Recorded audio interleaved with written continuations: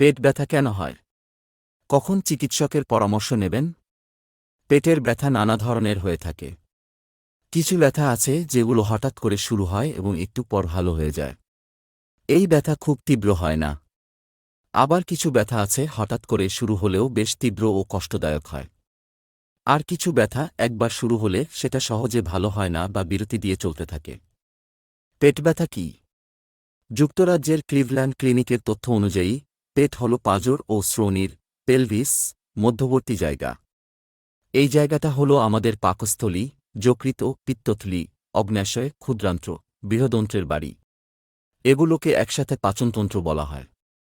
এইসব অঙ্গের কোথাও যদি সামান্যতম অস্বস্তিও হয় তাহলেই আমরা পেটে ব্যথা অনুভব করি। যদিও পেটে ব্যথা হলেই আমাদের দেশে ধরে নেওয়া হয় এটা হয়তো আলসার বা গ্যাস্ট্রিকের ব্যথা। পাকস্থলী ও অন্ত্রের প্রদাহে এমনটা হয়েছে। সাধারণত পাকস্থলী ও অন্ত্রে ব্যাকটেরিয়া বা ভাইরাসের সংক্রমণে এই অবস্থা হয়। চিকিৎসা ছাড়াও এটি কয়েকদিন পর ভালো হয়ে যেতে পারে। গ্যাস্ট্রোএন্টারাইটিসে আক্রান্ত কারো সংস্পর্শে এলে বা জীবাণু সমৃদ্ধ খাবার খেলে এতে আক্রান্ত হওয়ার আশঙ্কা থাকে। যদি পেট ব্যথা ও ডায়রিয়া বারবার হয় তাহলে সেটি আবার ইরিটেবল বাওয়েল সিনড্রোম বা আইবিএসের উপসর্গ হয়ে দাঁড়ায়। এছাড়া পেট ভর্তি অনুভূত হওয়া, খাওয়ার পর ঢেকুর, বুক জ্বালা পোড়া, অসুস্থবোধ করলে বুঝতে হবে বদহজমের কারণে হচ্ছে। আর পাতলা পায়খানা, অসুস্থতা, বমি এগুলো পাকস্থলীতে জীবাণুর সংক্রমণ বা খাদ্য বিষক্রিয়ার লক্ষণ হতে পারে। বা জ্বালা পোড়া প্রতিরোধের ওষুধ গ্রহণের কারণে পেটে ব্যথা হতে পারে।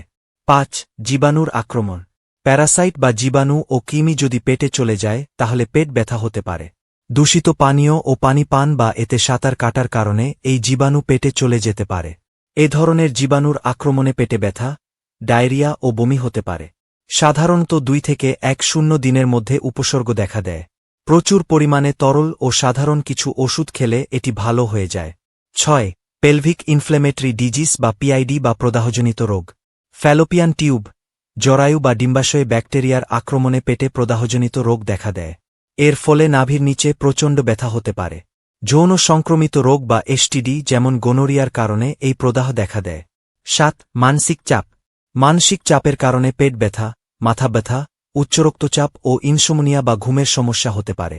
এছাড়া বদহজম, ব্যথা ও ইরিটেবল বাওয়েল সিনড্রোম বা আইবিএসের মতো রোগ দেখা দিতে পারে। ৮. আলসার।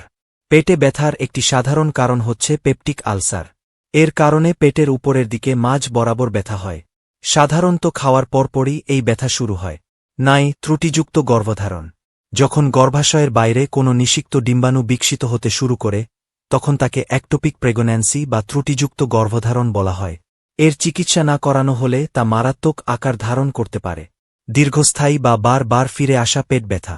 দীর্ঘদিন ধরে যদি বারবার পেট ব্যথা হয় তাহলে অবশ্যই চিকিৎসকের পরামর্শ নিতে হবে। এ ধরনের পেট ব্যথার পেছনে সাধারণত জটিল কারণ থাকে না এবং সেগুলো চিকিৎসার মাধ্যমে সেরে ওঠা সম্ভব। এই পেট ব্যথার কারণ হতে পারে ইরিটেবল বাওয়েল সিনড্রোম বা আইবিএস। সাধারণত টয়লেটে গেলে এই ব্যথা শুরু হয়। এছাড়া পেটে প্রদাহজনিত রোগ এবং মূত্রনালীতে সংক্রমণের জন্য পেট ব্যথা হতে পারে। মূত্রনালীতে সংক্রমণ হলে বারবার পেট ব্যথা হয় এবং প্রস্রাবের সময় জ্বালাপোড়া হতে পারে। কোষ্ঠকাঠিন্যের কারণেও দীর্ঘস্থায়ী পেট ব্যথা বা বারবার পেট ব্যথা হতে পারে।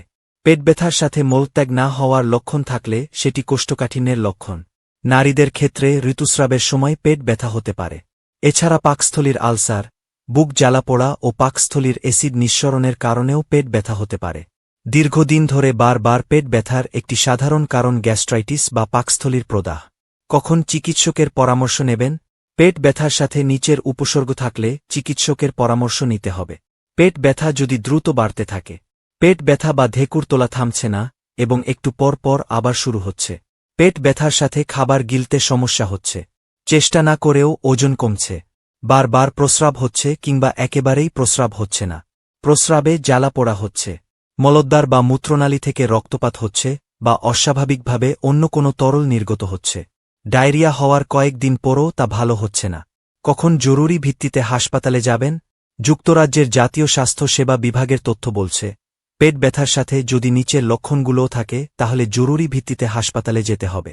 হঠাৎ করে পেট ব্যথা শুরু হওয়ার পর সেটা অতিরিক্ত বেড়ে গেলে, পেটে স্পর্শ করলেই ব্যথা অনুভব হলে, রক্ত বমি শুরু হলে বা বমির রং কফির মতো হলে, মলের সাথে রক্ত পড়লে বা মলের রং কালো, আঠালো ও তীব্র দুর্গন্ধ হলে, প্রস্রাব বন্ধ হয়ে গেলে, মলত্যাগ বা বায়ু নির্গমন বন্ধ হয়ে গেলে, নিঃশ্বাস বন্ধ হয়ে আসলে বা শ্বাসপ্রশ্বাসে কষ্ট হলে, বুকের ব্যথা শুরু হলে, ডায়াবেটিস থাকলে এবং বমি শুরু হলে, অজ্ঞান হয়ে গেলে।